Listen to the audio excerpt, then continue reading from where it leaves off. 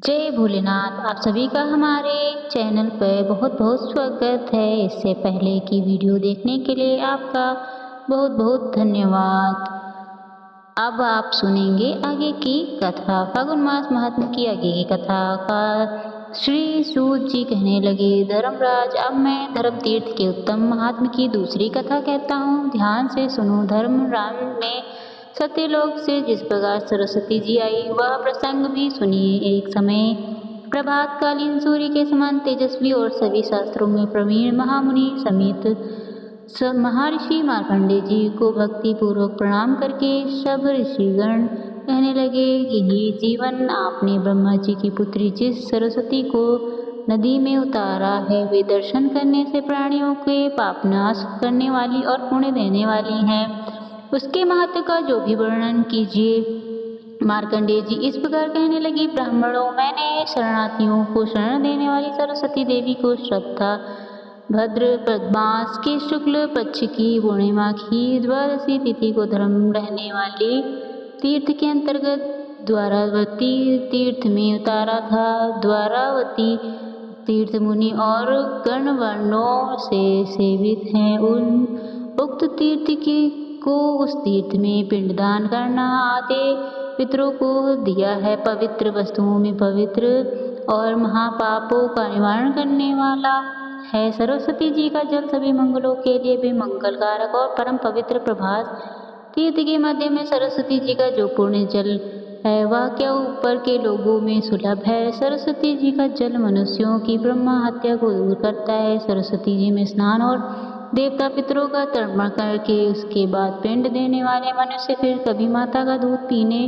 वाले शिशु नहीं होते, अर्थात वह मोक्ष प्राप्त कर लेते हैं। बार बार जीवन मरण के चक्कर में नहीं पड़ते। जैसे कामधेनु को काम मनोवांछित फल देने वाली होती है, ठीक उसी प्रकार से तरह के सरस्वती नदी भी स्वर्ग और मोक्ष की एकमात्र कारण है। व्यास जी कहते हैं कि मार्कंडेय जी सरस्वती देवी को यहाँ लाकर वैकुंठ का दरवाजा खोल दिया है। जो फल की इच्छा से यहाँ शरीर त्याग करते हैं युज को पाते हैं, अंत में भगवान विष्णु का धाम प्राप्त कर लेते हैं। द्वारका में मृत्यु को प्राप्त हुए सभी मनुष्य अपने हर पाप से छुटकर अंत में भगवान विष्णु के धाम को जाते हैं। उसे तीर्थ में स्नान करके जो मनुष्य भगवान विष्णु का पूजन करता है वह सभी पापों से मुक्त होकर विष्णु धाम को जाता है। वह सब तीर्थ में उत्तम तीर्थ है जहाँ साक्षात श्री हरि वास करते हैं और उस तीर्थ में रहने वाले मनुष्य के सभी पापों को हर लेते हैं।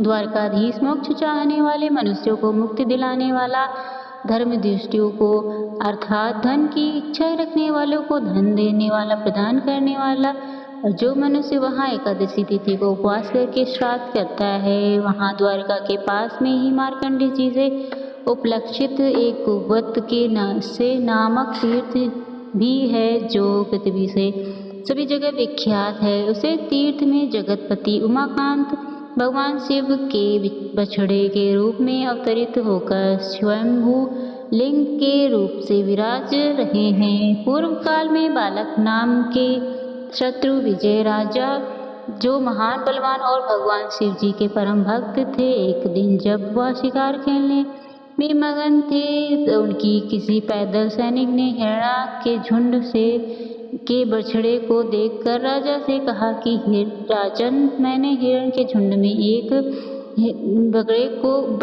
बछड़ा देखा है जो उन्हें महिलाओं में मिला हुआ है। उसकी सेना में तो उसके साथ है नहीं है। मैं तो राजा ने अपनी नौकरी से कहा, मुझे तो उसे बछड़े को देखा है।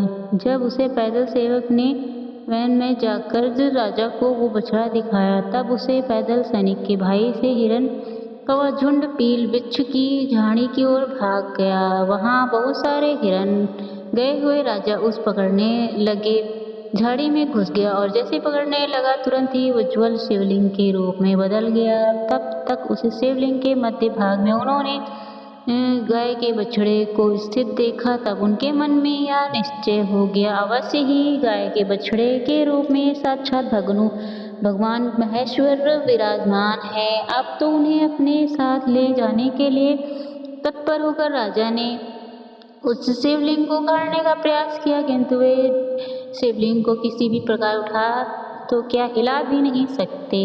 राजा के सभी देवताओं ने भगवान शंकर से प्रार्थना की। देवतागण कहने लगे, हे प्रभु भगवान सर्वदेवेश्वर, आप को सभी लोगों का हित साधने करने की इच्छा से शुक्ल रहूँगा। भद्रपद्यास के कृष्ण पक्ष की अमावस्या के दिन मेरा प्राकृतिक हुआ, इसलिए उसे दिन विधि पूर्वक स्नान करके जो लोग इस शिवलिंग का पूजन करेंगे उन्हें कोई भय नहीं होगा या पिंडदान करने से पूर्वजों का सदा के लिए उत्तम लोक की प्राप्ति होगी। गर्भ गौर नामक नरक, कुंभी, पाक में व अन्य नरकों में गिरे हुए अथवा पशु पक्षियों के योनियों में पड़े हुए जो पितर हैं उन्हें भी एक बार पिंडदान करने मात्र से अच्छे की प्राप्ति होती है, उन्हें मोक्ष प्रदान हो जाता है। इसके बाद तो राजा बालक ने सभी देवताओं के समीप शिवलिंग को स्थापित किया और लोक हित की कामना से अनेक प्रकार के दान दिए। जब तक की पूजा करते रहे तब तक साक्षात भगवान शिव वहीं रहे। अब भगवान की प्राप्ति होगी तो गीता शास्त्र का पाठ करते हुए जागरण करेंगे। वे मनुष्य अपनी 101 पीढ़ियों का उद्धार कर देंगे। यह देवनिधि भगवान शिव का अद्भुत लिंग है। जो मनुष्य भक्ति पूर्वक इसका उत्तम महात्म सुनता है सभी पापों से मुक्त हो जाता है। गोवत्स नाम से विख्यात शिवलिंग मनुष्य को परम पूज्य प्रदान करने वाला है। यह अनेक जन्मों के पापों का नाश कर देता है। मार्कंडेय जी का कहना है, जिनका मन पाप से दूषित है, जिनके मन में पाप ही पाप भरे हुए हैं, उनके पुण्य युक्त शरीर की पाप युक्त शरीर की शुद्धि के लिए उसे तीर्थ में स्नान आदि आवश्यक। तीर्थ में एक बार स्नान किया हुआ मनुष्य को रुद्र लोक प्रदान करने वाला और वहाँ पर काश करने से कलयुग में पितरों को सबसे अधिक तृप्ति मिलती है।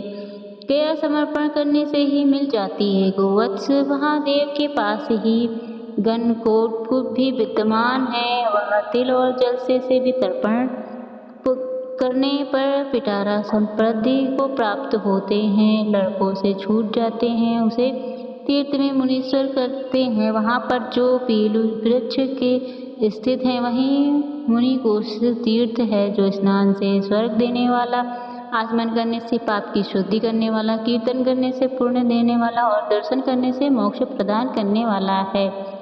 स्वयंभूलिंग के रूप में साक्षात भगवान से युग मुक्त होकर स्वर्ग लोक को चले जाते हैं। हमारे लिए तिल जल पिंडदान अथवा केवल जल ही प्रदान करेगा तो भाद्रपद अर्थात अश्विन मास की अमावस्या तिथि को उनके लिए अवश्य ही श्राद्ध करना चाहिए। जो सरस्वती जी के जल से स्नान करके दूध और सफ़ेद तिलों से पितरों का तर्पण करता है, उसके पिता अवश्य तृप्त हो जाते हैं। लोहे अस्थि तीर्थ में भक्ति भाव से तर्पण करने पर मनुष्य स्वयं भी तृप्त को प्राप्त होता है। जल देने वाला तृप्ति और अन्न देने वाला अक्षय सुख प्राप्त करता है। फलों का दान करने वाला प्रतिभक्त पुत्र और अभय देने वाला आरोग्य लाभ करता है। किसी को बिना सताए जो धन अर्जित किया जाता है, किसी का दिल दुखाए बिना जो धन अर्जित किया जाता है, उस धन से जो अगर थोड़ा सा भी दान दिया जाए तो वह महान फल देने वाला होता है।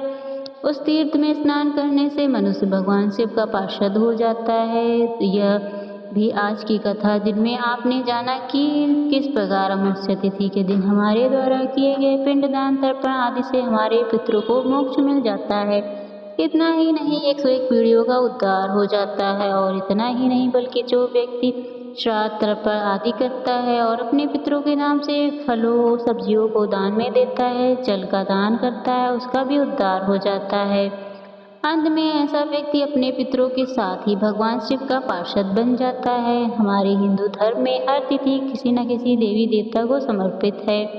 हर महीने कोई न कोई तिथि जरूर होती है जो बहुत विशेष होती है। जिस तिथि के संयोग में यदि किसी विशेष धार्मिक स्थल का दर्शन किया जाए, जैसा कि आपने जाना कि भाद मास की समस्या होती है, उस दिन सरस्वती जी के जल से यदि तर्पण किया जाए तो सफ़ेद तिलों का दान किया जाए तो कोई योनि में पड़े हुए पितरों का भी उद्धार हो जाता है।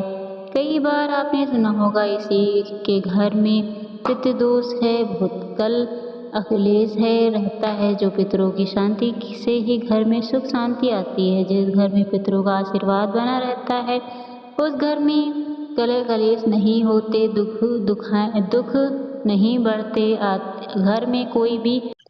घर में किसी न किसी को अमावस्या की तिथि को धार्मिक कार्य जरूर करने चाहिए, जिससे हमारे पितृ संतुष्ट हो सकें और हमारी आने वाली पीढ़ियां भी उसका लाभ में उठा सकें। अगर आपको ये वीडियो पसंद आई तो इसे लाइक और शेयर कमेंट जरूर करिएगा। धन्यवाद।